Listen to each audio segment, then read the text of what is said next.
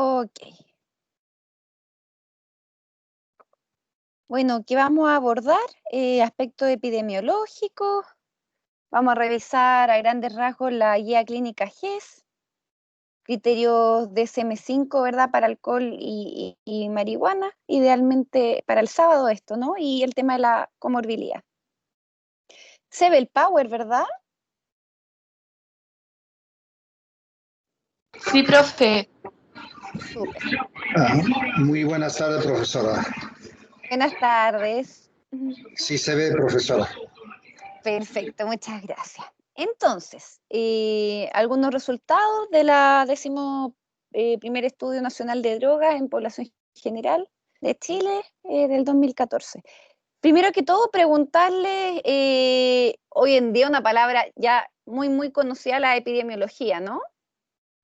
Cuéntenme un poquito de qué se trata.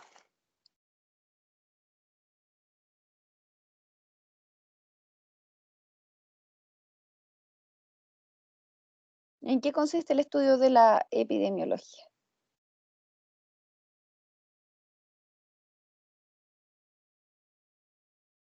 Profe, yo creo que del avance que ha tenido durante los años del consumo del alcohol y tabaco. Claro, sí, sí.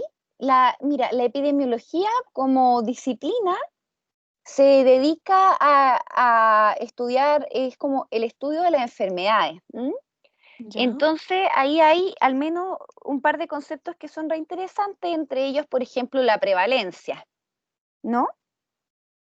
La prevalencia es como cuántas personas hay con esta enfermedad, ¿sí? Entonces, eso es la prevalencia.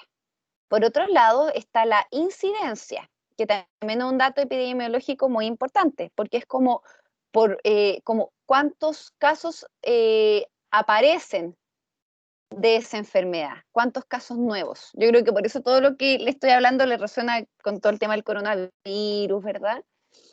Entonces, en algún punto la epidemiología está muy ligada a la salud pública, ¿no? Porque todo lo que tenga que ver con prevención, promoción o intervención, ¿verdad? Ya tratamiento propiamente tal, se basa en la gestión de los recursos justamente en los estudios epidemiológicos. ¿Mm?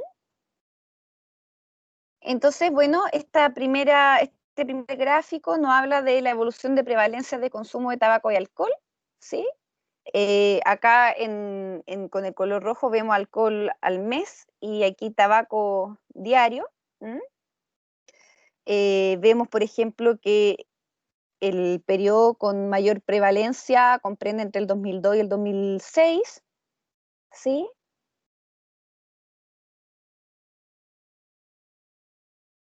Con respecto a la distribución de consumo y consumo riesgoso, embriaguez de alcohol en el último mes, ¿verdad? Esto, sin embargo, el 2014. ¿Mm? Aquí aparece que un 48,9% de personas declararon haber consumido alcohol en el último mes, que serían estos de acá. Y 2 de cada 5 de estas mismas personas, es decir, de este porcentaje, declara haber tenido a lo menos un episodio de embriaguez en los últimos 30 días. ¿Mm? Como para distinguir el consumo de la embriaguez. Con respecto a la evolución de prevalencia de consumo de marihuana, cocaína y pasta base, como pueden ver, en el 2014 hay un aumento significativo, ¿no? Como del consumo de marihuana, si uno lo compara con 20 años atrás, ¿sí? Manteniéndose más o menos la cocaína y la pasta base en un rango más o menos similar, ¿sí?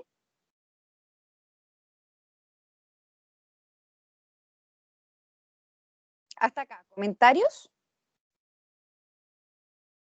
Profe, una consulta, ¿ese estudio es obligatorio hacerse como, por ejemplo, de cuántos en cuántos años? ¿Como cada cuánto se hace este estudio? Sí.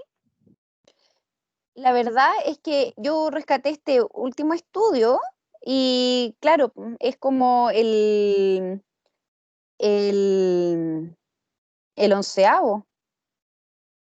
creo. No tiene como nada que obligue a hacerlo, por ejemplo, de 3 en 3 años, 2 en 2 años, ¿no? Que yo sepa, Michelle, ese dato lo desconozco.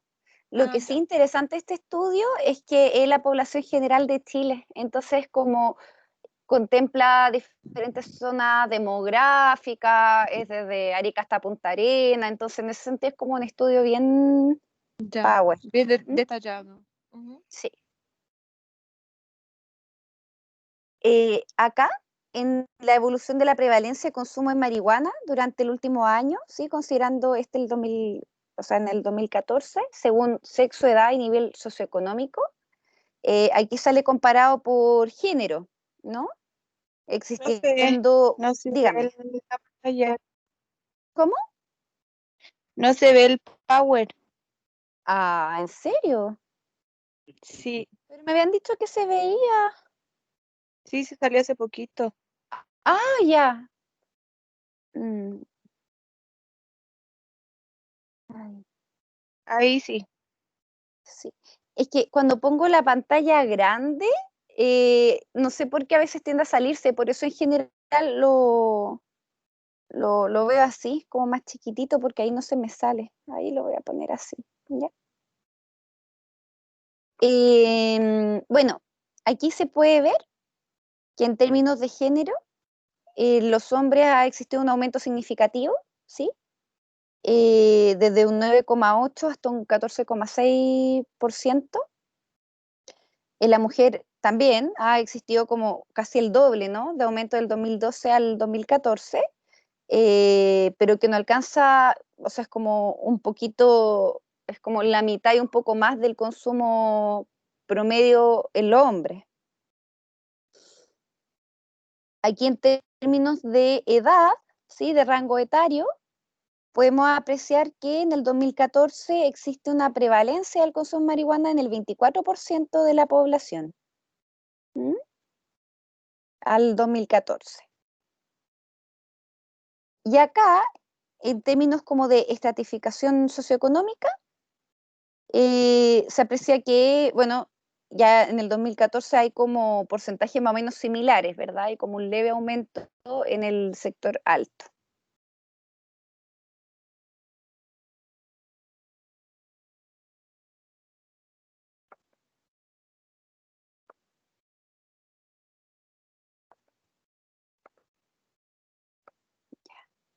Con respecto a la evolución del número de personas que consumen por primera vez marihuana en el último año, eh, también se aprecia un aumento de personas, ¿sí? Que consumen aquí desde el 2010, ¿verdad? Al 2012 y posterior aquí el 2014, más o menos se dobla la cifra de personas que tienen como su primer consumo de marihuana. Y ojo acá, porque miren, en 2 años, ¿sí?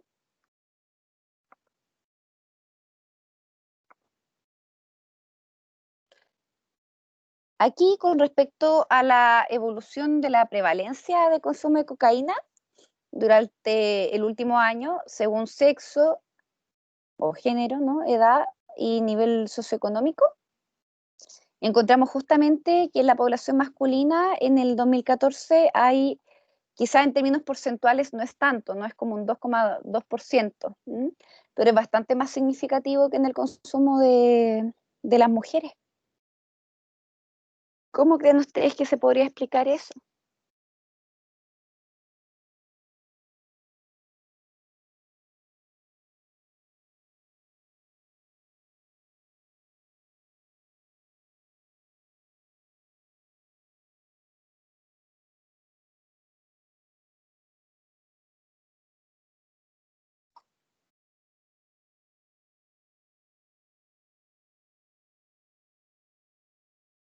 ¿Cómo fue la pregunta, profe? ¿Cómo podríamos explicar esto? Miren que si bien es un 2,2% el consumo de cocaína en el último año, ¿no? En hombres, en las mujeres aparece menos de la mitad, ¿no? ¿Cómo podríamos explicar esto? Profe, yo creo que porque los hombres salen más, tienen más contacto con sus amigos, algo así. Ujú. Yo creo que podría ser una opción. Ajá, perfecto. ¿Quién más? El motivo del consumo puede ser distinto entre hombres y mujeres. Ya, ¿cómo así? ¿Qué motivos podrían ser?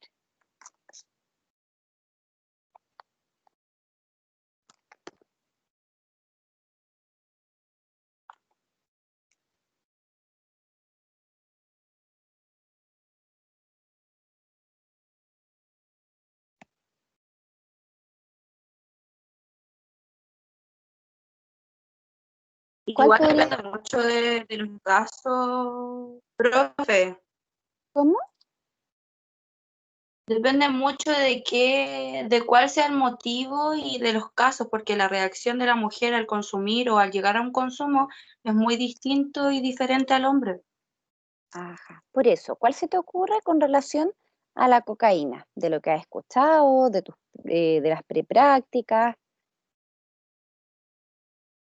¿Cuál podría ser el motivo de consumo, por ejemplo, de cocaína en hombres? Quizás la sensación de adrenalina, profe, el sentirse Ajá, como más fuerte, más rápido, la euforia. ajá, ajá, más fuerte, más rápido, es decir, como con algunos imaginarios, ¿verdad? Vinculados a cierto estereotipo de masculinidad, ¿no? ¿Y en qué contexto Claro, se es como eso pueden... mismo. Ujú, ujú. ¿Y Kellinger, en qué contexto se podría dar el consumo de cocaína en hombres?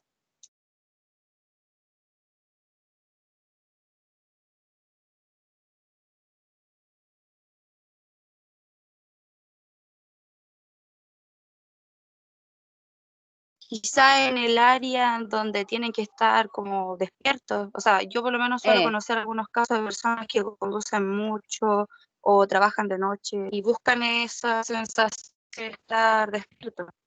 mm, mm,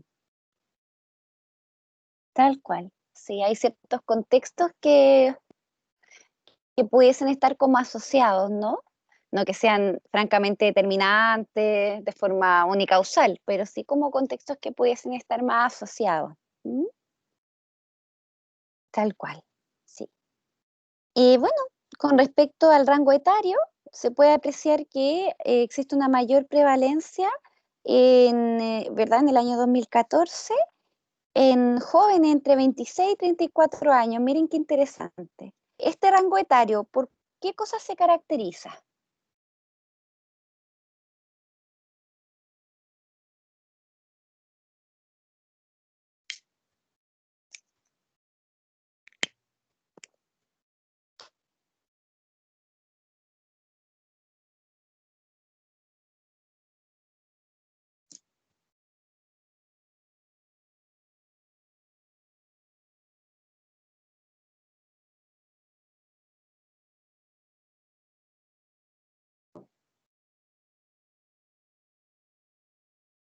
Profe, yo creo que pasando en un ciclo, ¿no? Como por ejemplo, tiene la parte del adulto, ya Ujú. donde tuvo sus conquistas y todo, y cuando va llegando a la fase de los 40, puede ser por ahí. Ajá, Creo que ajá. eso. Sí, justamente es un rango etario donde en general vemos que las personas ya llevan o un par de años trabajando, ya tienen cierto poder adquisitivo, ¿verdad? Y justamente vinculado como a esta etapa del ciclo vital denominada como adulto joven, ¿no?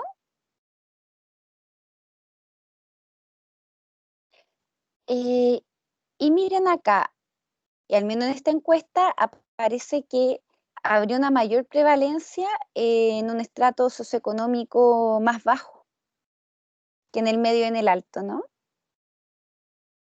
¿Qué piensan sobre ese dato?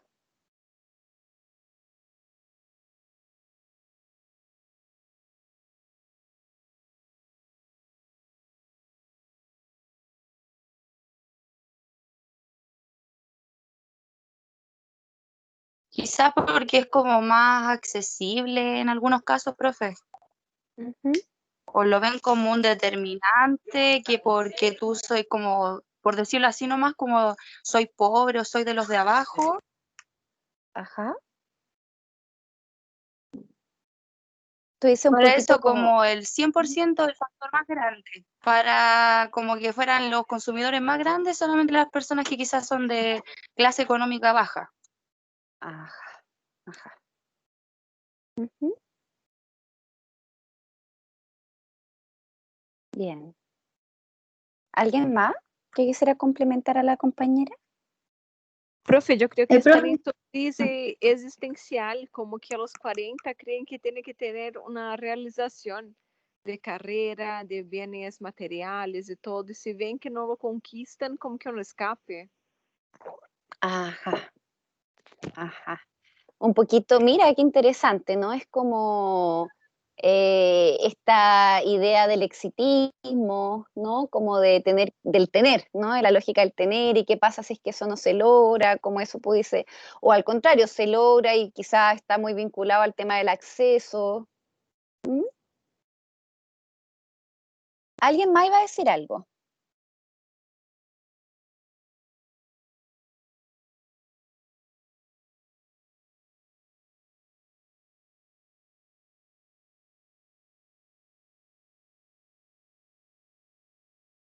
¿No? Ya, sigo.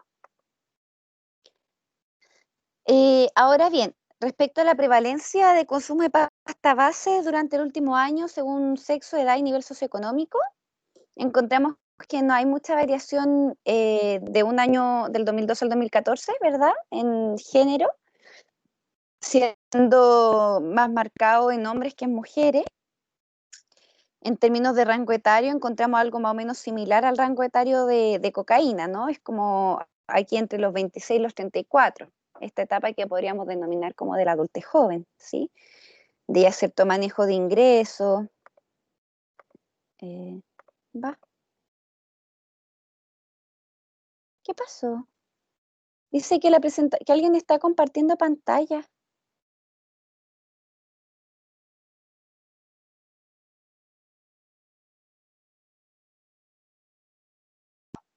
Ah, ya.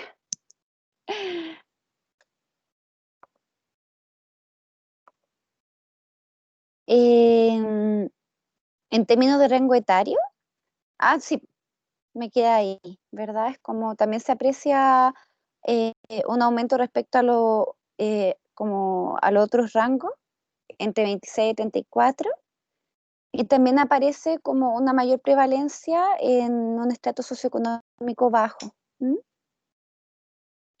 Y de hecho en lo alto aparece como menos del 0,1%. ¿Sí?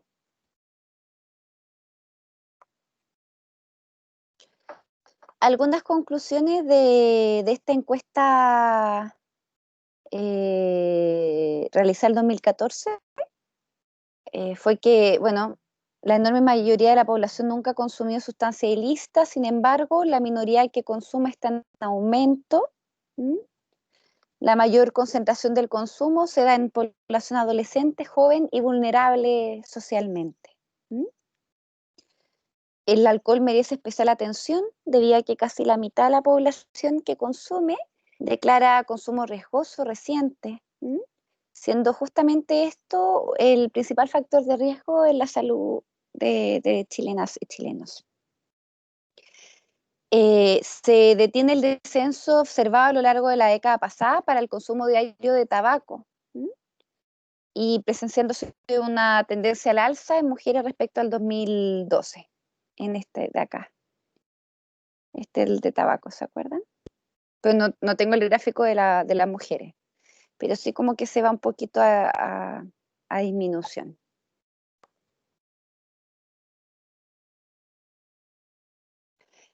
Y el aumento en la prevalencia de consumo de alcohol se dio acompañado de un aumento significativo de nuevos consumidores durante el 2014. Entre otras conclusiones está que hay un aumento significativo del consumo de marihuana, especialmente en jóvenes y adolescentes, es decir, ya tenemos como un rango etario que es muy propenso al inicio y la mantención de consumo, ¿no? En el caso de la cocaína, se observa un aumento en las cifras, volviendo a magnitudes observadas a inicios de la década anterior, y al parecer el consumo de pasta base estaría relativamente estable, ¿sí? Sin embargo, no deja de apreciarse este vínculo que hay entre la pasta base como altas percepciones de riesgo, ¿no? Asociadas al consumo de esta sustancia. Es de prioridad entonces, bueno, adoptar medidas pertinentes, estrategias intersectoriales, ¿verdad? Cosas que hemos ido conversando. Les quería preguntar, ¿qué es intersectorial?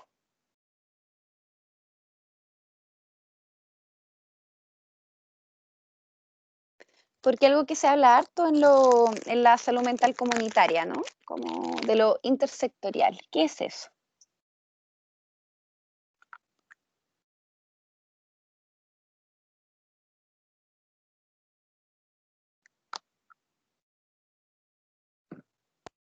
Puede ser, profe, que se refiere a que hay que tratar diferentes tipos de trastornos asociados. Uh-huh. No necesariamente, cuando se habla de intersectorialidad, es un poquito lo que nos hablaba, no me acuerdo bien, el martes, que, por ejemplo, lo intersectorial sería todo lo que es como la red de salud, ¿no? Toda la red de salud mental, incluyendo los distintos niveles de atención, ¿verdad? La atención primaria, secundaria, terciaria, ¿m? Pero además también las redes, por ejemplo, comunitarias, las organizaciones civiles, los programas de la municipalidad, de IDECO, la OMIL, ¿sí? La parte educacional también es parte del intersector, ¿sí? Entonces, se plantea que las problemáticas en salud mental y en particular del consumo de alcohol y otras sustancias, el abordaje debiese ser intersectorial. ¿Mm? A eso se refiere la palabra que les pregunté.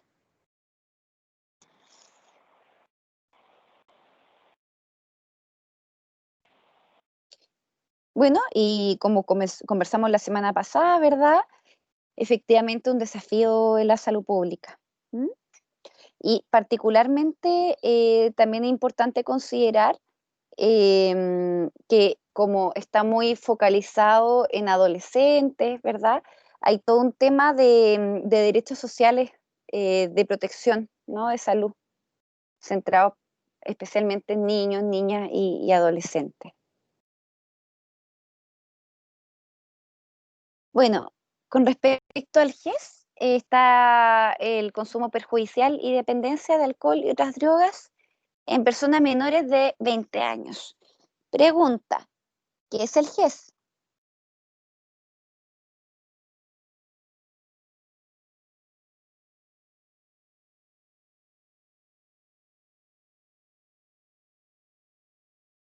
Cuando se Profe, habla de patologías, Profe, dígame.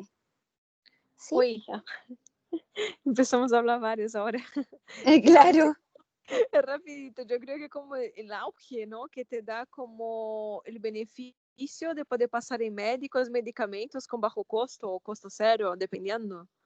Exacto. Tal cual. Sí, tiene que ver con el auge. Se llaman garantías explícitas de salud. ¿Y cuáles hay en salud mental?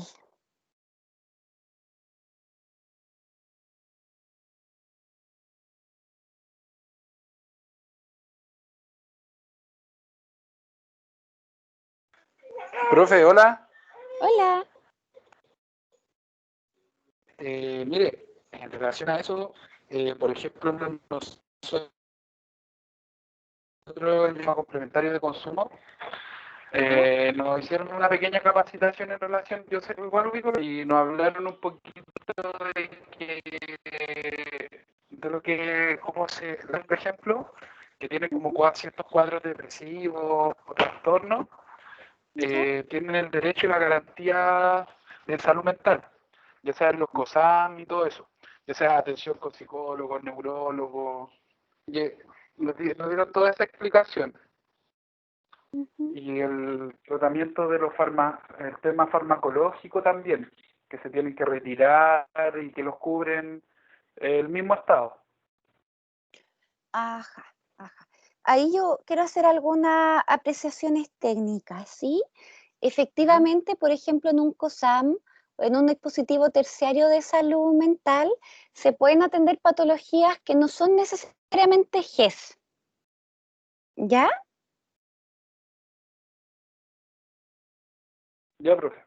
Sí, pero es muy interesante lo que usted está diciendo, porque en algún punto hay ciertas prestaciones que se resguardan, y no solamente las prestaciones, sino el plazo de esas prestaciones, desde la primera vez que se pesquisa hasta que ya tiene las primeras atenciones, como tú mencionabas, con el equipo tratante. ¿Mm? Claro, esa es la idea del GES, es como que te asegure el acceso oportuno, ¿mm?, al tratamiento de la enfermedad. Entonces, cuéntenme ustedes, aquí se les sople una, ¿no? Está el GES de consumo perjudicial y dependencia de alcohol y otras drogas en personas menores de 20 años. ¿Cuáles son los otros, las otras patologías GES de salud mental?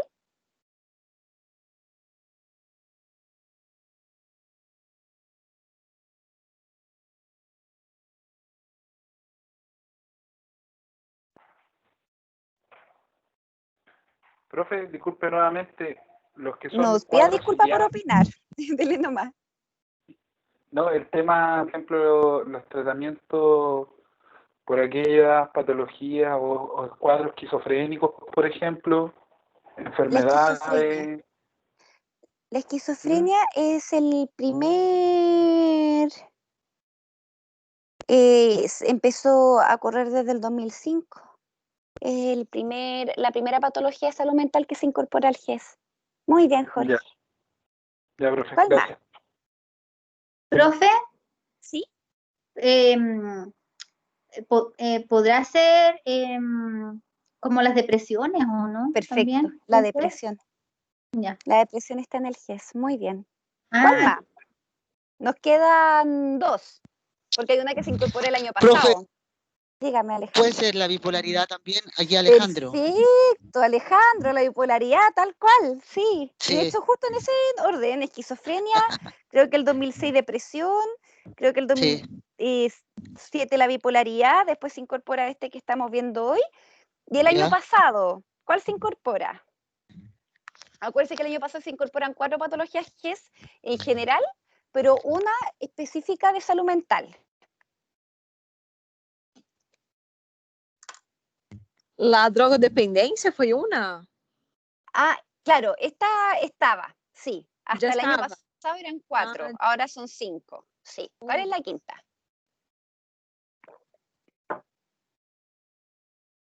Ya, se la voy a soplar, empieza con A.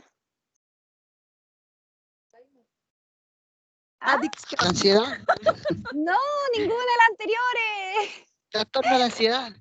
No. No está. Ya, le voy a soplar otra cosa. Cuando a las personas se les empieza a olvidar las cosas. ¿Amnesia? Alzheimer. ¿Cómo? Alzheimer. Alzheimer, muy bien. Alzheimer y otras demencias, tal cual. Esa, junto creo que cáncer de tiroides, son 4 las que se incorporaron el año pasado, de hecho por eso hubo como un alza en la ISAPRE, por eso se acuerdan que, bueno, el año pasado con todo el estallido social y todo y el paro que hubo en salud, gran parte era porque la Confusam, ¿verdad? Que es como el sindicato de APS, estaba solicitando un aumento como de los honorarios por paciente que entrega el Estado, ¿no? Porque justamente se habían ingresado 4 patologías más. ¿M? Entonces, sí, estimadas y estimados. Hasta ahora tenemos 5 patologías GES en salud mental, ¿sí? Y la que nos compete a nosotros es esta, ¿no? ¿Qué les llama la atención? Miren qué dice acá, en personas menores de 20 años. ¿Querrá decir esto que todas las personas, si yo tengo más de 20 años, podré ingresar al GES de consumo perjudicial y dependencia de alcohol y otras drogas?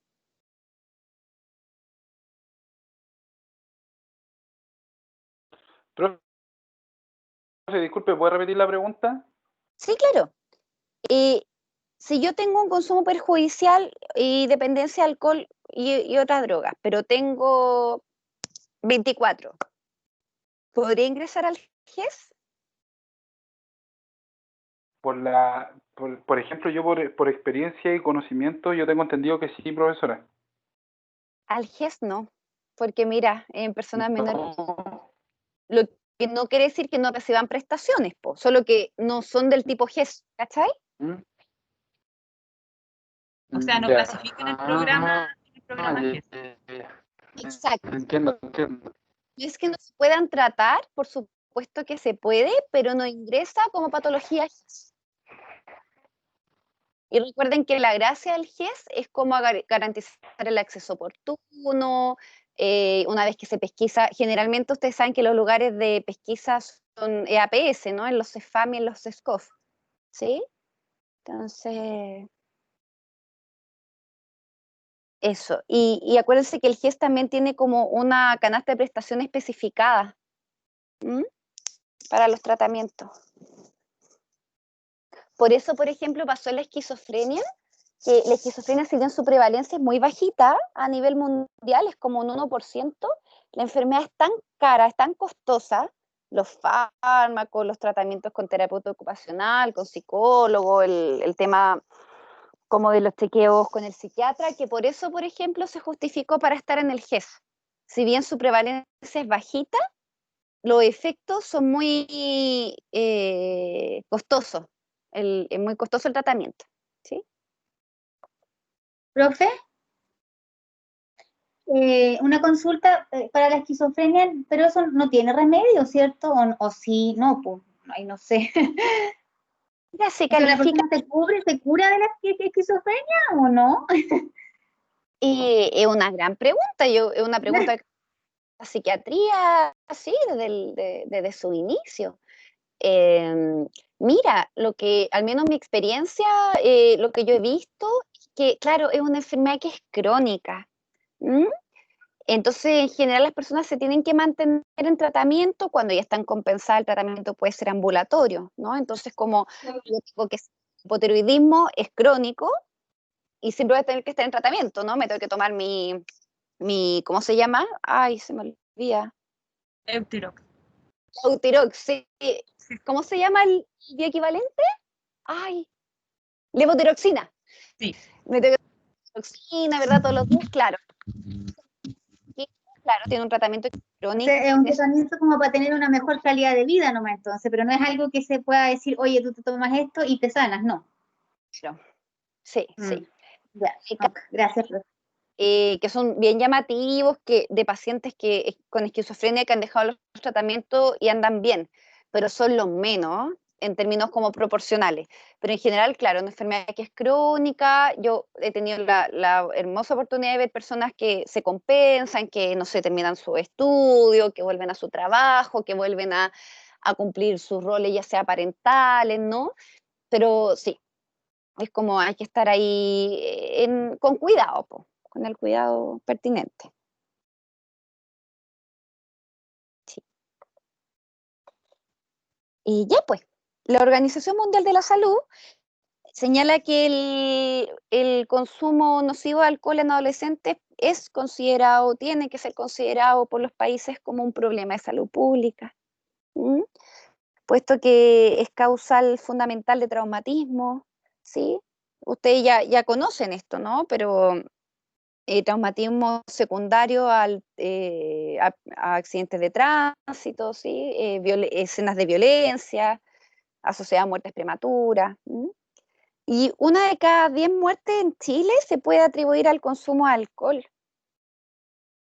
lo cual equivaldría a 2.831 personas que mueren a los 40 años en plena edad productiva.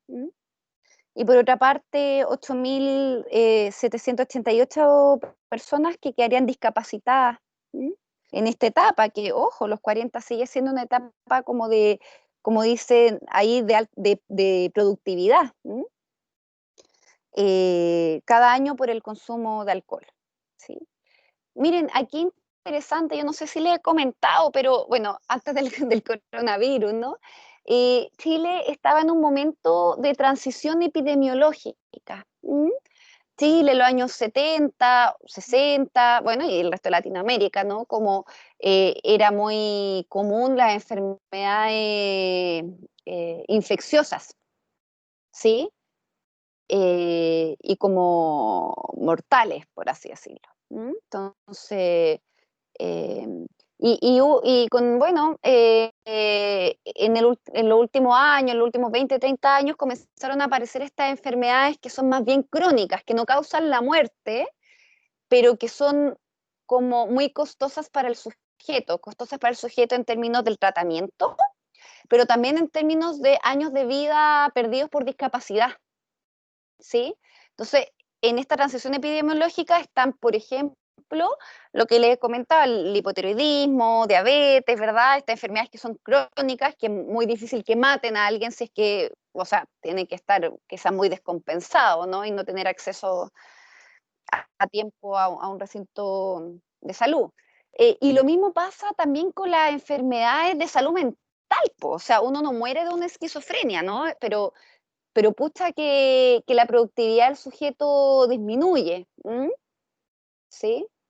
Y claro, de forma secundaria, por supuesto, se puede atribuir a, no sé, pues, de hecho hay unos estudios bien interesantes como de, por ejemplo, esquizofrenia y tendencia, no sé, pues, a fallecer quizás antes, ¿no? Si la esperanza de vida hasta, qué sé yo, los 100 años, quizás las personas con problemas de salud mental pueden tender a tener como menos años de vida, ¿sí?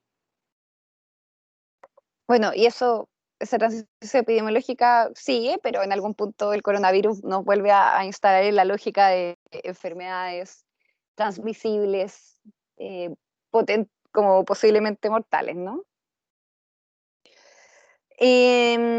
Bueno, el consumo de alcohol se asocia a más de 60 problemas de salud.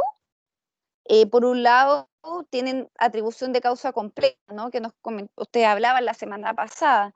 Dependencia de alcohol, intoxicación alcohólica, gastritis alcohólica, el daño hepático, entre otras. Pero también puede tener atribución causal parcial, ¿sí? Por ejemplo, en cáncer de mama, cáncer hepático, esofágico, epilepsias, hipertensión, accidentes cerebrovasculares, pancreatitis aguda, entre otros.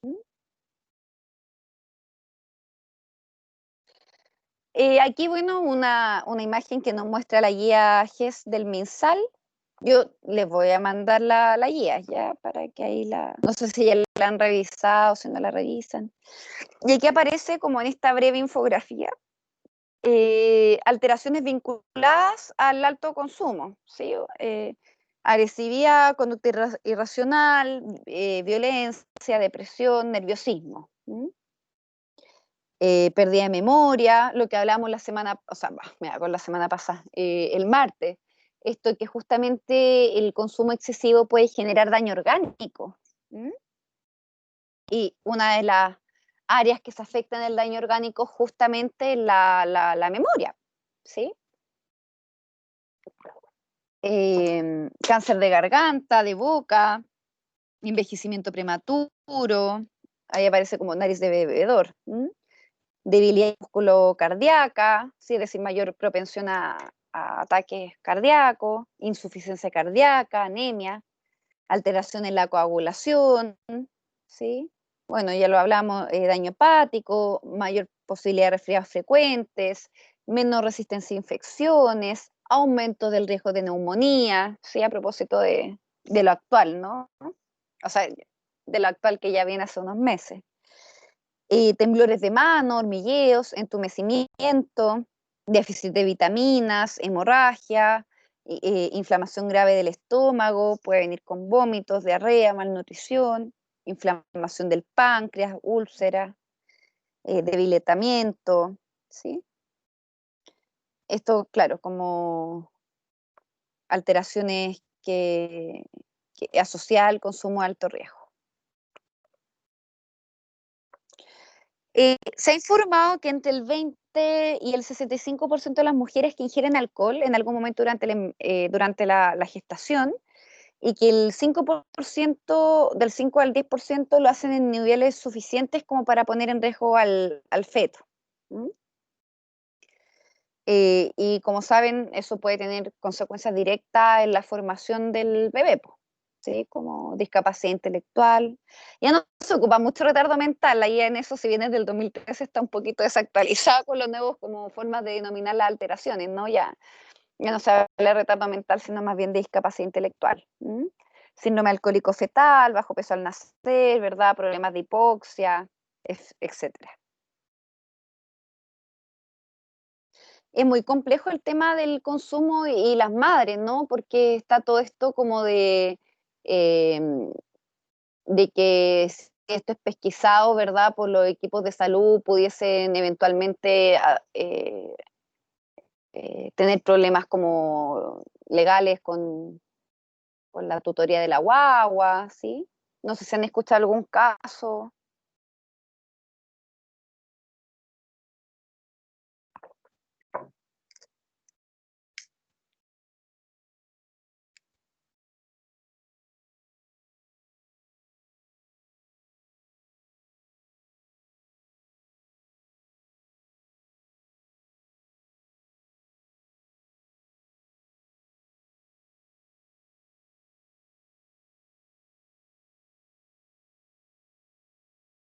Bueno, ¿por qué la adolescencia, no? ¿Por qué sería menos de 20 años? Que el GES. Bueno, la área del cerebro más estrechamente vinculadas con los aspectos del comportamiento, ¿no? Como la toma de decisiones, el juicio, la planificación, el autocontrol, ¿verdad? Atraviesan todas estas funciones un periodo de desarrollo bien rápido durante la adolescencia. Además, no solamente por el tema como más del desarrollo cerebral y neuronal, sino además porque, como ya hemos venido planteando, la adolescencia es la edad en donde frecuentemente se inicia, pues, se inicia el consumo, se puede pasar a un abuso, ¿sí? Desarrollando o aumentando la probabilidad de que se desarrolle la dependencia en la edad adulta. Y de la misma forma, los adolescentes poseen mayor tendencia al abuso de múltiples sustancias que los adultos.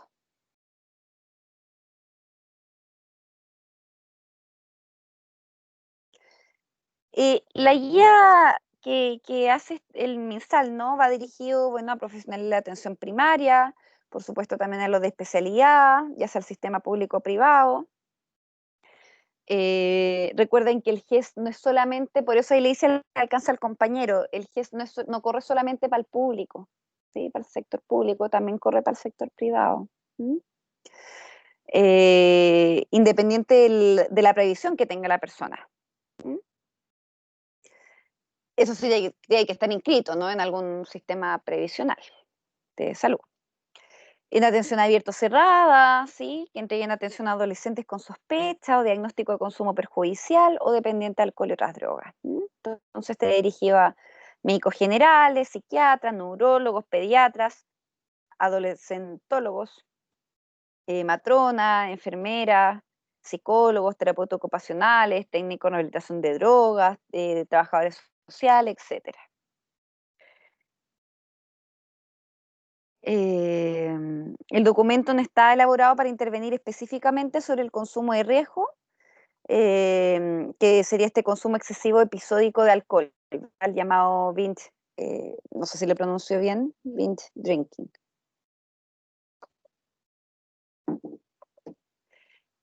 Existen, bueno, ustedes lo saben, lo han visto, ¿verdad? Dos tipos de screening para detectar el consumo de alcohol y drogas.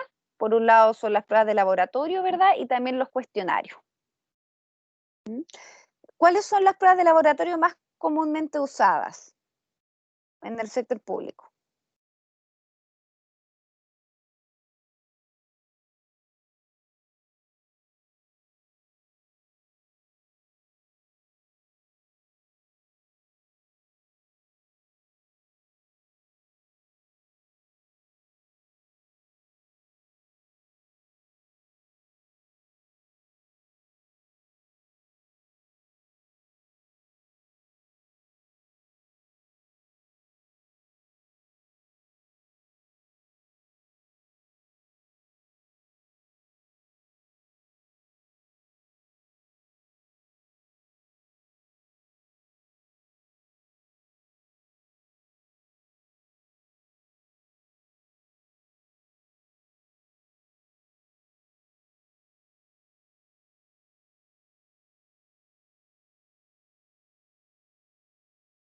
Profe, ¿cómo era su pregunta?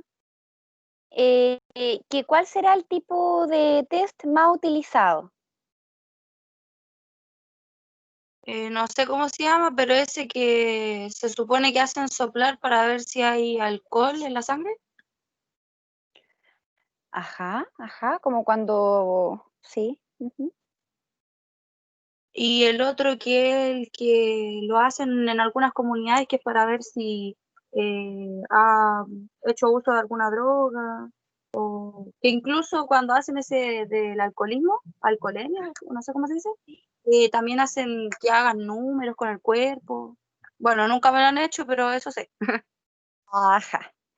Yo lo que he visto, al menos en los dispositivos de salud mental, es que ahí me pueden confirmar ustedes, que es muy común el de orina.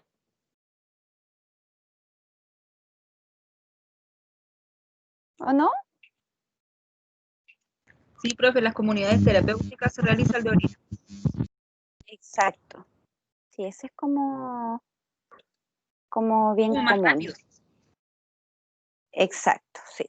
Y ahí hay otros que son súper, o sea, Profe, pero también existen los que se toman, por ejemplo, cuando ha habido algún accidente de tránsito y llevan a la persona a revisárselo de sangre. La toma de muestra, se llaman. exacto, sí. Esto Entonces, de sangre y cabello, tengo entendido que logran pesquisar como por más tiempo, ¿no? Como el consumo. el de es como el más efectivo porque el que sale ya inmediatamente lo que hay dando vuelta, digamos. Y también creo que habían incluido el narcotest, parecido, pero ahí creo que se pasa como un algodoncito, no sé cómo es, y ahí se sacan alguna muestra de algo. Había escuchado algo así, pero no sé qué tan efectivo es la verdad. Oye, siento que lo que dijiste es muy interesante, pero no te escuché re mal, te escucha como cortado. Lo que pasa es que tengo una señal muy mala acá donde estoy. No, lo que yo le digo, profe, que también existía lo que llamaban el narcotest, también estaban, que lo habían implementado, creo, para lo que fue, bueno, siempre lo implementan para las fiestas, no sé, por 18, Año Nuevo, qué sé yo, que es para ver si las personas también tienen un consumo de algo, ¿ya? Ya sea más que nada marihuana, cocaína, qué sé yo. Entonces,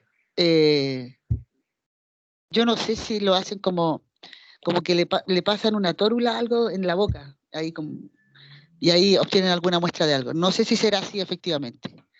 Ajá. Súper. Gracias, Alejandro. Oigan, ¿y en cuestionario cuáles conocen?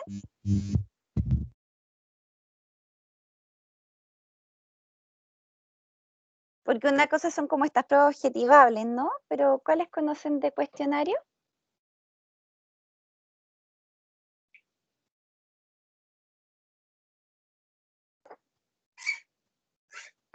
En sí, los cuestionarios, profe, son los que se hacen cuando una persona, o sea, hace el ingreso a una comunidad terapéutica o cuando está ingresando ya sea, por ejemplo, a un COSAN o algo así, también se le hace un cuestionario, ¿no? Claro. ¿Cuál conocen ustedes? Hay uno, pero no me acuerdo en este momento cuál es. Ajá. Profe, no, Dígame. miren, no sé si estaré en lo correcto, pero allá, por ejemplo, en el PDC ocupan un tipo de cuestionario de trayectoria, ¿Ya? de los cuales, por ejemplo, si la mamá, por ejemplo, que tiene que ver con como tipo genograma, por ejemplo, ¿Ya? en la trayectoria de la familia, en el árbol genealógico que hacen de quienes han tenido temas de consumo. Ajá. Ese es un Mira. tipo de cuestionario que hacen igual, y el otro que utilizan es uno de que se llama el anamnesis. También ese he visto que se abarca mucho en ese tema de cuestionario o de entrevista, como instrumento más que nada. Oye, mira, ahí quisiera hacer algunas apreciaciones. La primera está súper interesante, ¿eh? Y de hecho, si te la pudieses conseguir y compartirlas con el resto, sería algo bien, bien provechoso para todos. Y quisiera precisar, sí, por supuesto, si te la puedes conseguir, sería genial. Sin embargo, quisiera señalar que la anamnesis es muy interesante porque la anamnesis no es exclusivamente el consumo de drogas o alcohol, pero sí es una de las áreas que evalúa. La anamnesis es un instrumento a modo de entrevista clínica, ¿sí? Que es muy característico, muy propio de la psiquiatría infanto-juvenil, ¿sí? O del área de la medicina, que en salud mental ya es como también parte del... Y la gracia de la anamnesis, Jorge, es que uno va preguntando desde el desarrollo perinatal. Por ejemplo, si es que el bebé fue deseado o no, si es que fue planificado, en qué momento de la vida de la madre. Y claro, ahí justamente aparecen cosas re interesantes respecto a que si la madre estuvo o no en consumo, o bien, por ejemplo, si es que la madre tomaba algún tratamiento farmacológico en particular. Sí. Sí, profe. Y igual pregunta otras cosas más que pueden influenciar en sacar información, por ejemplo. Eso es lo que utilizan. De todas maneras, sí, ponte tú una buena anamnesis te ayuda a ver si es que hay alguna alteración, puede todo el momento de nacer, evaluar, no sé, por el test de Apgar, o si el niño o la niña estuvo, o la persona estuvo hospitalizada, si es que hay alguna alteración en el desarrollo cognitivo, psicomotor, del área social, ¿no? Sí, es una herramienta bien interesante la anamnesis, y en ese sentido se distingue el cuestionario, porque el cuestionario, miren, les voy a mostrar el cuestionario, uno de los más conocidos, yo creo que les suena el audit.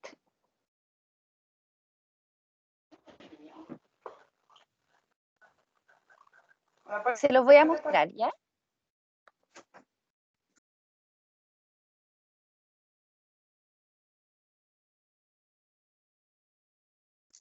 Espérenme. Aquí. Miren. Las siglas están en inglés: Alcohol Use Disorders Identification Test. Miren acá, la escala de valoración oscila entre los 0 como mínimo y 40 puntos como máximo. Su puntuación ha sido mayor de 8. Puede ser un síntoma de padecer algún problema relacionado con el alcohol. Entonces, esta es la gracia de un cuestionario, porque en los cuestionarios las preguntas son cerradas. Entonces, ¿con qué frecuencia se toma alguna bebida que contenga alcohol? Y ahí nunca, 0 puntos, 1 o menos veces al mes, 1, 2 a 4 veces al mes, 2, y así. El siguiente ítem: ¿cuántas bebidas que contengan alcohol se toma normalmente cuando bebe? ¿Con qué frecuencia se toma 6 o más bebidas que contengan alcohol en un solo día? Y así para abajo. Esto es el modo en que está estructurado es una encuesta, porque se hace una pregunta, pero las respuestas ya están determinadas de antemano, a diferencia de la entrevista clínica o de la anamnesis, que por su estructura son como de líneas más semiestructuradas. Entonces, tú preguntas algo y puedes seguir profundizando en ello. Esa es como la principal distinción entre un cuestionario y, por ejemplo, la anamnesis. Pero la anamnesis, claro que nos da un montón de información, sí. Hasta acá, ¿alguna pregunta?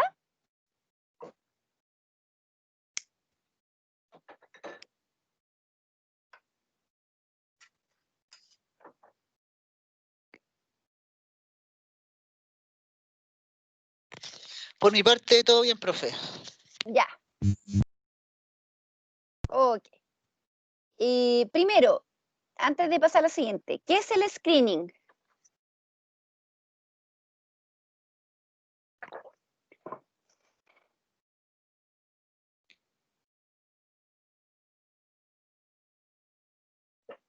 Oigan, yo tengo N paciencia, yo me puedo quedar 10 minutos callada hasta que alguien responda. Profe, el screening Como para es el detectar test. los abusos de consumo, ¿no? Sí, más que el test, porque el test es como un modo de screening, ¿no? Ya sea un test de laboratorio, un cuestionario, pero es lo que dice la compañera. Es como para poder detectar rápidamente, esa es la gracia del screening. Es como a través de una herramienta de una aula a otra, poder detectar rápidamente, en corto tiempo, si es que hay alguna alteración. ¿Sí? Esa es la noción de screening. Por eso es que el cuestionario es útil, porque el cuestionario no demanda, por así decirlo, tanto tiempo como la anamnesis, por ejemplo. Uno en una anamnesis se puede demorar hasta 2 sesiones, ¿sí? El screening, un cuestionario, en la aplicación, la persona se puede demorar, qué sé yo, 15 minutos. ¿Mm? Por eso, esa es la idea del screening, es que es como para detectar, pero rápido. Y una vez que se detecta, la idea es como poder explorar, ¿sí? O profundizar. Profe, Bueno, dígame. pero disculpe, no entendí esa parte, pero el screening igual es algo, es escrito, ¿o no? Perdona, no caché. No, mira, screening se le dice como al tratar de detectar si es que hay alguna alteración, pero de forma rápida. Entonces, te voy a poner un ejemplo de otra área. ¿Has visto con el tema del cáncer mamario, como que a las mujeres nos dicen que no, como que nos toquemos los pechos, ¿no? Como para ver si es que hay algo como algo medio. Eso es un screening, porque es como rápido, pero muy general. Entonces, si tú te ves algo, chuta, tengo algo algo como una pelotita, tú vas al médico. El screening, la idea es que es como una detección rápida. Entonces, si tú tienes una alteración, se profundiza en el diagnóstico. Ya, ok. ¿Lo podríamos definir como entonces como unas pruebas de drogas que podrían como detectar rápidamente si hay algún consumo? ¿Cómo, Alejandro? El screening lo podríamos definir como una prueba, ya como una prueba de droga. Claro, claro. Tomo esta prueba y aquí voy a ver rápidamente qué tipo de consumo hay. Ya, claro, pero por ejemplo, eso puede ser como un test, ¿o no? Como un test o una cosa así, ¿no? Claro, ponte tú el test de orina, es de screening, porque ponte tú nos puede salir ya, da positivo al consumo de marihuana, pero no sabemos nada más, po. ¿Cachai? Como hace cuánto tiempo, con qué frecuencia, sabemos que lo consumió, pero no sabemos otros detalles, por eso se llama screening. Es como la primera, como dijo, no me acuerdo quién de ustedes lo dijo, pero fue una compañera, es como la detección, es la primera parte. Es como cuando haces una prueba corta y le llamas quiz. Claro, sí, tal cual, sí. Perfecto. De hecho, es el nombre del cuestionario en inglés, sí, tal cual. Yo sabía. Mentira. Ya. Sí. Ok. Y el screening, la idea, bueno, recuerden cuando en los años 90, la Declaración de Caracas, ¿verdad? Donde se propone toda una rearticulación, los servicios de salud mental, ¿sí? No sé, ¿han revisado la Declaración de Caracas? Es cortita. En la Declaración de Caracas, los estados partes que rectifican esta declaración se comprometen a que los servicios de salud mental en sus países, que después se extiende a la salud general, ¿no? Esté fuertemente potenciada la atención primaria. Recuerden que desde los años 70, con Basaglia en Italia, ¿se acuerdan como estos procesos de desinstitucionalización psiquiátrica potentes, ¿no? Recuerden cuando Basaglia quemaba una cama psiquiátrica como signo de que aquí ya nadie duerme, ¿no? O sea, aquí ya el paciente psiquiátrico que estaba excluido de la sociedad no está, ¿no? La idea es poder reinsertarlo en la comunidad. Todos estos movimientos de la antipsiquiatría, que apelaban a que las personas nos sanamos no confinados, encerrados, ¿verdad? Con esto de, que soy loco, que soy, ¿sí? Al contrario, que las personas nos sanamos en la comunidad, ¿sí? Bajo esta perspectiva se convoca, ¿no? Esta declaración de Caracas, y lo que pasa, y que es muy bonito, es que comienza a fortalecerse lo que es APS, lo que es la atención primaria. Entonces, desde los años 90 comienza en Chile una progresiva instalación de los programas de salud mental en APS. La idea es que APS sea altamente resolutivo, que esté en el territorio, que ya no sea necesario. Recuerden, en los años 70, o sea, hay muchas, por ejemplo, en esos tiempos ¿cómo se llama? Viñeta o testimonios de con esquizofrenia o también con adicciones que eran encerradas en las casas, qué sé yo, para que no salieran, ¿sí? Como medida altamente coercitiva. Que bueno, la idea es justamente, entonces, claro, fortalecer APS, me dio una vueltita, pero para sentar esta idea, ¿no? De que todo lo que es screening, todo lo que es detección temprana, debiese hacerse en el APS, justamente porque el APS es la puerta de entrada al territorio. ¿Mm? La idea es que en el lugar donde vivamos tengamos un consultorio cerca, ¿sí? Y que la idea del consultorio también, bueno, del que posteriormente pasa a llamarse CEFAM, es que puedan responder a nuestras distintas demandas en salud. ¿Mm? Y que cuando el caso ya es más grave, pueda derivarse a niveles más especializados de atención. ¿Mm? Como mencionó por el compañero Oncosama, los programas de adicciones de los COSAMA, el PAI, el PAB, ¿sí? Bueno, después de esa tremenda vuelta que me di, el screening del consumo de alcohol de la atención primaria, ¿verdad?, lleva consigo muchos beneficios potenciales vinculados a las razones que les comenté. Por un lado, va a proporcionar una oportunidad para educar a los pacientes sobre el consumo dentro de los niveles de bajo riesgo, ¿sí?, y los riesgos que supone el consumo. La información sobre la cantidad y frecuencia del consumo de alcohol puede ayudar a establecer el diagnóstico del estado actual del paciente, así como también alertar al equipo clínico sobre la necesidad de advertir a los pacientes cuyo consumo podría afectar adversamente su medicación u otros aspectos del tratamiento. ¿Mm? Y también el screening ofrece la posibilidad de poder desplegar medidas o estrategias preventivas, ¿sí?, que puedan disminuir el riesgo asociado al alcohol. Pregunta para ustedes. ¿Qué diferencia hay entre prevención y promoción?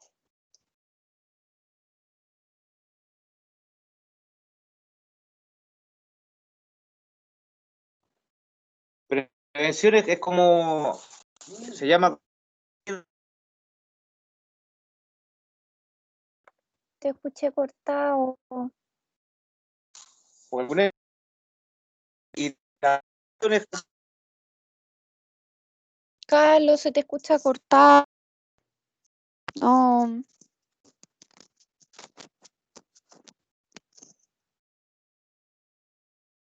A ver, inténtalo de nuevo. ya, a ver, déjeme ordenarme, no, que es un chispazo. Ahora te escucho bien. Ya, la promoción, yo pienso que es como promover alguna conducta o algún tipo de acción a seguir. Y la prevención es como el llamado a prevenir el consumo o el uso o la acción de algo. Muy bien, ¿Puede ser? muy bien. Sí, la promoción es como poder fortalecer aquellos aspectos como factores protectores, ¿sí? Como aquello que ya está en la persona o en la comunidad o en la familia, que puede como potenciar su salud física, mental, afectiva, espiritual. Y la prevención justamente va orientada a poder disminuir la posibilidad, ¿verdad?, de que se desarrolle la enfermedad. Le hablo de enfermedad en general porque la prevención y la promoción son conceptos epidemiológicos, ¿no? Entonces, por ejemplo, me voy a ir a otro ámbito, nada que ver ni con salud mental siquiera. Por ejemplo, con el tema de nuestro famoso coronavirus. ¿Cuáles son estrategias de prevención? Como usar mascarilla, lavarse las manos, distancia. Porque así disminuye la probabilidad de que me contagie. Muy bien. Exacto, porque, bueno, de hecho, una de las grandes como medidas bien criticadas, ¿no?, al comienzo del abordaje del coronavirus era que se centraba mucho como en la última parte. Recuerden que es como prevención, promoción, tratamiento, ¿no?, o intervención. Y por otro lado tenemos lo paliativo, ¿no?, como para cuando ya tenemos como una persona que ya está como que ya no hay mucho que hacer. Pero en el tratamiento, claro, al comienzo las estrategias del gobierno estaban muy enfocadas en el tratamiento, ¿no? Como en tener hartos ventiladores mecánicos, ¿sí? Y justamente se critica que el tema de la prevención estuvo un poquito dejado de lado al comienzo. Ahora es una estrategia que más bien se ha fortalecido. Eso. Bueno, dentro del screening, ¿verdad? Este como primer acercamiento, esta primera detección, también algo que ya va a ayudar a complementar y a profundizar, ¿no? En el diagnóstico de la persona, es justamente la evaluación del patrón de consumo, ¿m? Donde ahí tenemos variables tales como la edad de inicio del consumo, las sustancias consumidas, la frecuencia, la historia y cronología del uso de sustancias, el consumo sostenido, si este es socializado o no, cuál es la vía de administración, cuál es su contexto de uso, ¿no? Expectativas del uso, horarios, lugares, patrón de consumo con pares, ¿m? Cuáles son las consecuencias directas o indirectas a nivel familiar, escolar, profesional, ocupacional. ¿M? Evaluar si es que cumple con los criterios del CIE 10 o del, bueno, ya a esta altura CIE 11, ¿no? Y del DSM-5, si es que cumple con los criterios de consumo perjudicial o dependencia. Vamos a revisar los criterios del DSM nosotros, ¿ya? El sábado. Sí. ¿Qué diferencia hay entre el CIE y el DSM?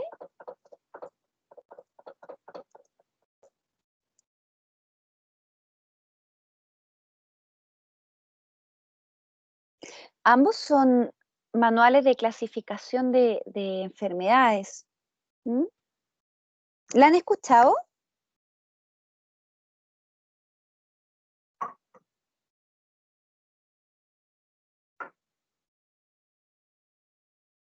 Sí, profe, algo recuerdo. ¿Qué recuerda? Ay, pero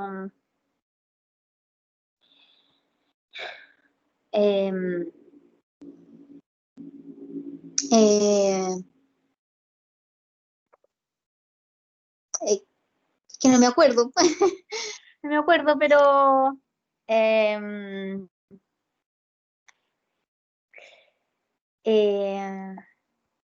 no lo recuerdo claramente, pero había una diferencia. A ver, ¿son como directrices o no? Como clasificación, una cosa así, Sí. de las enfermedades. Ay, Profe, mira, por lo que yo entiendo y recuerdo y quiero haber leído, el DSM es como un manual que habla específicamente de ¿cómo se llama? De los trastornos mentales. Perfecto. Y el CIE es como habla de la clasificación como de las enfermedades. Eso es lo que me acuerdo. Perfecto. El DSM solo de trastornos mentales. Claro. Y el CIE-10 incluye problemas, pero miren aquí, clasificación estadística internacional de enfermedades y problemas relacionados a la salud, pero es de toda la salud, no solamente salud mental, tiene un apartado de salud mental. Entonces, el CIE-A...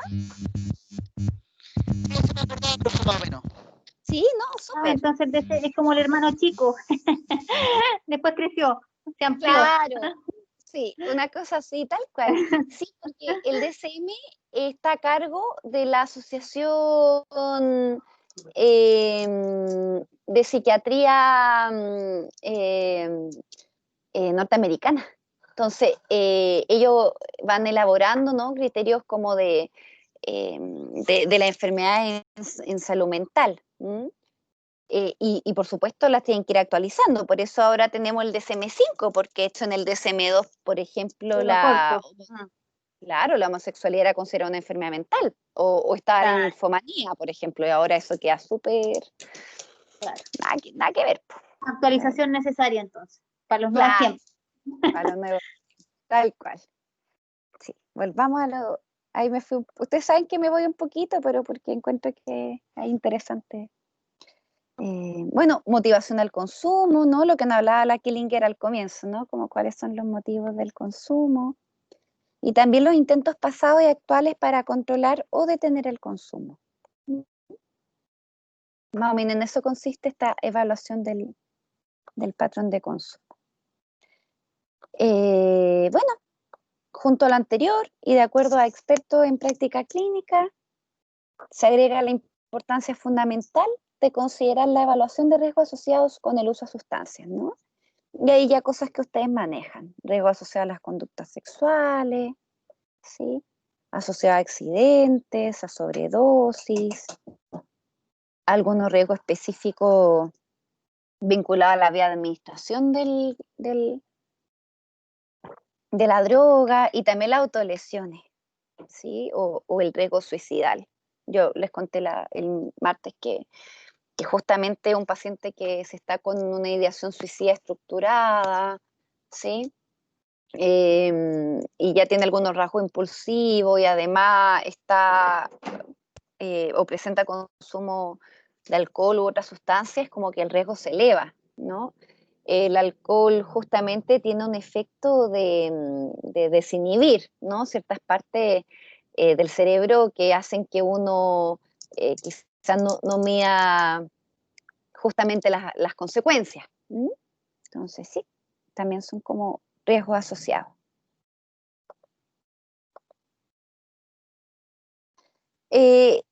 Hay unos autores, ¿verdad?, liderados por Tartet, que van a proponer 10 dominios de evaluación: la cantidad de alcohol, si es que hay antecedentes de trastornos psiquiátricos, antecedentes comportamentales, por ejemplo, en el colegio, ¿sí? También el rendimiento escolar, el estado de salud general, antecedentes laborales, relación con pares, las habilidades sociales, ¿no? Hay una buena parte de usuarios, usuarias que justamente el consumo de sustancia o bien facilita la inclusión social o bien, ya sea en términos como de la inclusión a un grupo de pares, ¿no? O bien también desinhibe, quizás, por eso se habla que pudiese haber una alta comorbilidad entre la fobia social, que es un trastorno del área de psiquiatría, con, por ejemplo, el consumo de alcohol, ¿no? Como personas que son muy ansiosas en lo interpersonal, que en algún punto el consumo hace que eso se aplaque un poco, ¿sí? O un poco harto en ocasiones. La red de apoyo familiar, para mí al menos es como fundamental la red de apoyo en cualquier trastorno o en cualquier enfermedad, como que es fundamental la red de apoyo. No es lo mismo un paciente con consumo de alcohol que tenga una red de apoyo importante, ya sea familiar, social o institucional o comunitaria, a uno que no lo tenga. ¿Mm? Y por último, tiempo libre y actividad recreacional. Yo les comentaba el martes que justamente algo que aparece en el tema del consumo es que la rutina se comienza a estructurar mucho en función del consumo y que las actividades recreacionales como espacio donde uno intenta encontrar cosas significativas, ampliar interés, aprender cosas, termina siendo muy reducido a la actividad del consumo.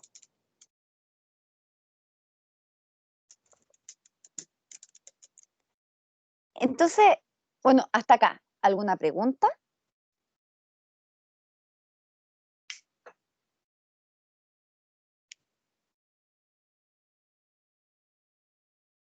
Pregunta, duda, comentario, asociación.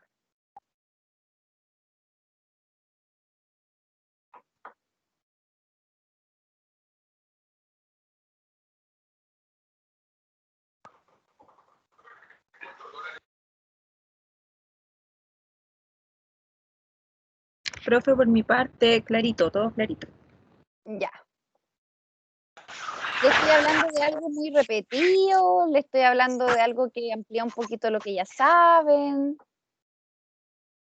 ¿O algo que les recuerda, que eso les refuerza lo que ya saben? ¿Mm? Profesora, Dígame. pregunta, Cuando uno está, por ejemplo, con un tema de un tratamiento X, ¿Ya? la autorización sale directamente del doctor, por ejemplo, para entrar al GES, ¿no es cierto? De alguna enfermedad patológica, Sí, ya por ejemplo psiquiátrica. sí. O Ya. médica. Ah, ya entiendo. Ya, profe, gracias. Ese es un temón, Jorge, porque ponte tú, claro, hoy en día, y a propósito de la declaración de Caracas que les conté y todo, claro, los equipos de salud mental, yo creo que ustedes lo han visto, ¿no? Como que intentan ser lo más horizontal posible, ¿sí? Pero es súper difícil alcanzar la horizontalidad máxima, por así decirlo, entre todos los profesionales, ¿no? Médicos, o sea, médicos, psiquiatras, psicólogos, terapeutas, técnicos de rehabilitación, trabajadores sociales, enfermeros, ¿sí? Pero muy difícil quizá horizontalizarla demasiado porque al fin y al cabo, como tú bien preguntas, justamente es el médico el que coloca el diagnóstico para que ingrese al GESPO. Claro. Profe, ¿y qué criterio se necesita prácticamente ya sabiendo la enfermedad? ¿Hay otro tipo de criterios para hacer la derivación o algo? Es una muy buena pregunta porque los criterios los vamos a revisar el sábado. Hasta ahora lo Ya. estoy pasando un poquito cómo se aborda en atención primaria, como el tema del screening, ¿verdad? Como los riesgos asociados, las áreas de evaluación, pero la idea es el sábado pasarles justamente lo que estás preguntando, Jorge, como cuáles serían los criterios para el diagnóstico. Ya, profe. Sí. ¿Alguien más?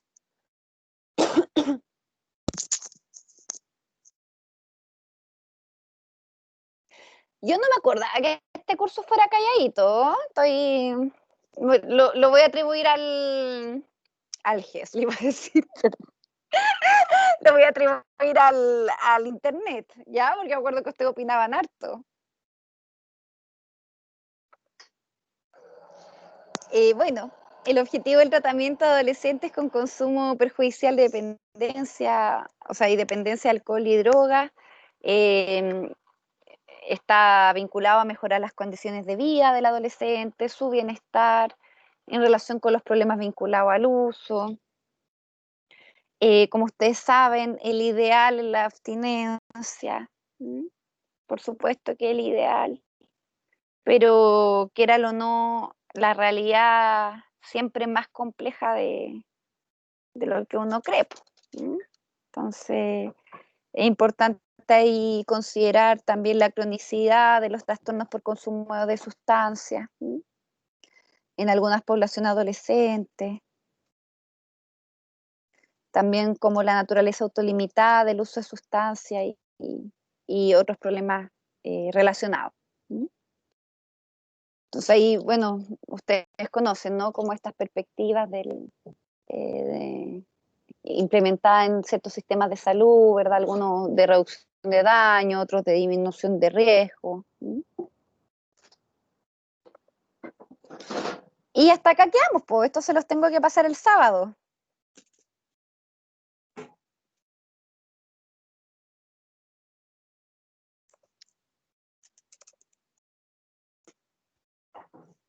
Ya. Preguntas, dudas. Miriam. ¿Todo esto lo va a mandar al aula o todavía no? ¿Sabes qué? Me metí ahora y puedes creer que todavía no tengo mi aula activada. Entonces, apenas... Esperen. Es que aquí me sale técnica de instrumentos, pero me sale como en el pasado. Entonces, voy a hablarlo con Rodrigo. Yo subo todo en general al aula, pero no... Como que no me aparece como mi curso actual, me aparece solo en el pasado. Entonces, lo voy a revisar con Rodrigo, ¿ya? Ya. Y al correo, nos va a mandar al correo. ¿Me mandaste tu correo? ¿Me mandaste tu correo? Parece que no. Ya se lo mando. Mándemelo porque yo lo que hice, Miriam, fue pescar todos los correos que pillé de sus correos personales de la central y a eso le estoy mandando, pero yo no sé cuáles ocupan cada uno específicamente. Ya, se lo voy a mandar ahora. Sí, porque así les mando el PowerPoint y los links de YouTube, de la clase Ah. del martes y de hoy día. Ya, profe, muchas gracias. ¿Alguien más?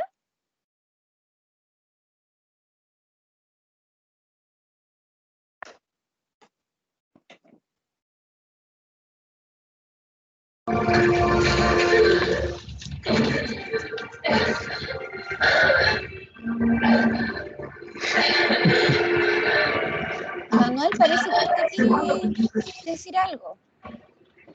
Sí, profesora, muy buenas tardes. Yo creo que es bueno de que nos envíe el correo para poder, por ejemplo, para el día sábado refrescar un poco más la memoria y de repente un poco más prepararnos para que haya mayor actividad en cuanto en la participación de parte de nosotros con usted, profesor. Perfecto, Manuel. Ujú. Ya, pues esperemos a yo poder tener el tema resuelto del aula pronto, también para subirles, porque hay hartos textos que les quiero mandar la guía, esta guía GES, les quiero también enviar el DSM-5, si bien no van a ocuparlo todo, quiero que vean el que compete al diagnóstico de consumo problemático de alcohol y otras sustancias. Entonces, sí. Ya pues, si no hay nada más que preguntar. Profesora, por ejemplo, en la clase anterior con el profesor Francisco, yo creo que el aula virtual hemos estado ocupándolo muy bien últimamente. Claro que en los principios ha habido dificultades. Por ejemplo, ha habido temas, por ejemplo, se podría decir temas que nos interesa de la carrera. Él nos enviaba y nos decía de que podemos darle un vistazo, ¿no? Y entonces así uno podía leerlo, verlo y entonces a la clase uno iba con alguna idea más clara y entonces más dinámico se volvía la clase también. Por ejemplo, del DM5 y otros más que usted mencionó ahora, por ejemplo, hay algunos que no tenemos idea. Hay algunos que hemos escuchado o hemos visto a grandes rasgos, pero si usted lo envía o lo sube a la aula virtual, entonces yo creo que hoy día o mañana para el día sábado tendríamos una idea mejor. Y entonces se desarrollaría de la mejor manera posible las clases de parte de usted y nosotros también asimilaríamos un poco más y si habría duda entonces tendríamos las preguntas correspondientes para poder descifrarlo, verlo, todo eso en clase, profesora. De todas maneras, Manuel, ya pues espero que Muchísimas se me arregle gracias. pronto el aula virtual para subirles las cositas, ¿ya? Gracias. Que tengan buenas noches, nos vemos el sábado. Gracias, Gracias, profe. Buenas noches.